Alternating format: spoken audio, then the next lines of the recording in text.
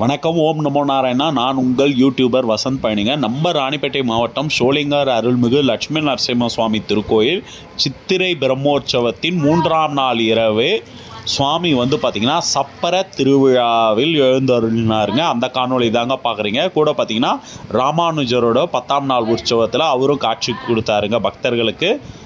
இந்த வீடியோ பிடிச்சிருந்துச்சுன்னா மறக்காமல் லைக் பண்ணுங்கள், ஷேர் பண்ணுங்கள். மேலும் சோளிங்கர் டெம்பிளோட திருவிழாங்களை பார்க்கறதுக்கு நம்ம வசந்த் சின்ஸ் 1991 யூடியூப் சேனலை மறக்காமல் சப்ஸ்கிரைப் பண்ணுங்கள். நன்றி. ஓம் நமோ நாராயணா.